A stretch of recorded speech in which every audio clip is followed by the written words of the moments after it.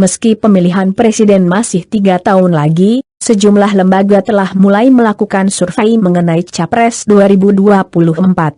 Survei tersebut salah satunya dilakukan untuk melihat elektabilitas sejumlah tokoh di tanah air. Sedikitnya ada 2 lembaga yang baru-baru ini menggelar survei, antara lain Lembaga Survei Indonesia, LSI, dan Indobarometer. Survei LSI digelar pada 25–31 Januari dengan wawancara tatap muka.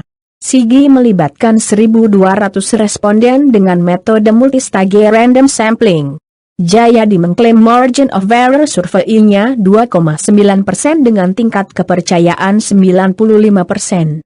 Adapun survei Indobarometer dilakukan pada 1–10 Februari 2021 melalui sambungan telepon kepada 1.200 responden dari seluruh provinsi yang dipilih acak dari survei sebelumnya sejak 2019.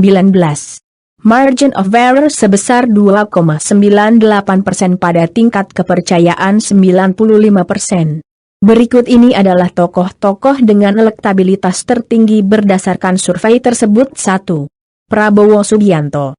Hasil survei dari 2 lembaga tersebut menunjukkan bahwa Menteri Pertahanan Prabowo Subianto menempati posisi tokoh dengan elektabilitas tertinggi.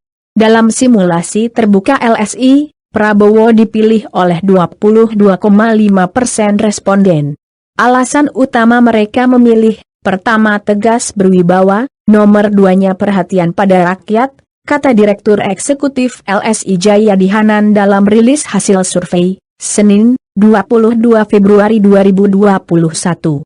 Adapun pada simulasi semi terbuka, yaitu ketika nama calon dikerucutkan menjadi 10 nama, LSI mendapati elektabilitas Ketua Umum Gerindra ini sebesar 26%.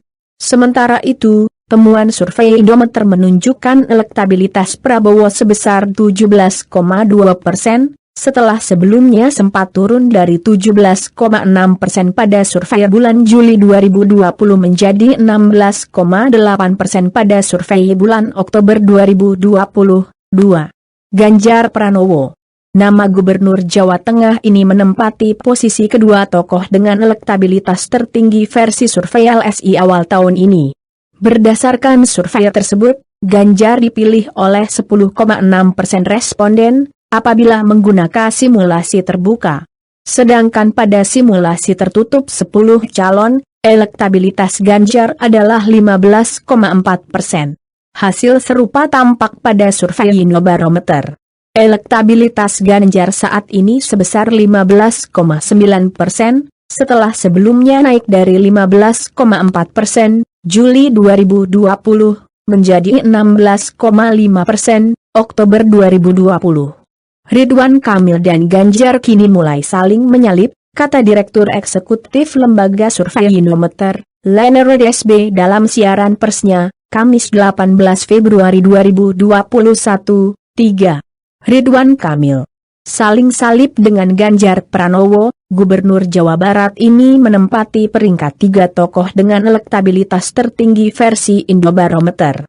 Elektabilitas pria yang akrab disapa Kang Emil ini melesat hingga 16,1%, padahal sebelumnya turun dari 11,3% Juli 2020 menjadi 10,6% Oktober 2020.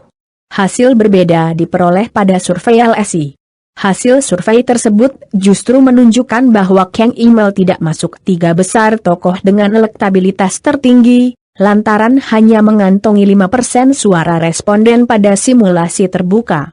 Adapun dengan simulasi tertutup, tingkat elektabilitas bekas wali kota Bandung ini adalah 7,5%. 4. Anies Baswedan. Gubernur DKI Jakarta ini menempati posisi ketiga tokoh dengan elektabilitas tertinggi versi survei LSI. Anies tercatat memiliki tingkat elektabilitas 10,2% pada simulasi terbuka dan 13,3% pada simulasi tertutup 10 calon. Adapun temuan Indobarometer menunjukkan elektabilitas Anies terus menurun.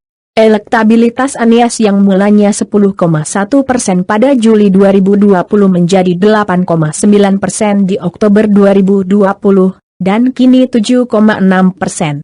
Jika tren ke depan terus menurun, peluang Anies untuk masuk bursa Pilpres semakin berat, ujar Leonard SB5. Sandiaga Uno, Menteri Pariwisata dan Ekonomi Kreatif ini menempati posisi kelima tokoh dengan elektabilitas tertinggi versi survei Indobarometer bulan ini. Sandi tercatat memiliki elektabilitas 6,8%. Angka itu melorot ketimbang survei-survei sebelumnya. Sandiaga sebelumnya memiliki elektabilitas 8,8% berdasarkan survei Juli 2020 dan turun menjadi 7,7% di Oktober 2020, serta kini 6,8%. Pada survei LSI, Sandiaga Uno hanya mengantongi 6,9% suara responden pada simulasi terbuka. Elektabilitas Sandiaga itu pun kalah dari Komisaris Utama Pertamina Basuki Cahayapurnama yang elektabilitas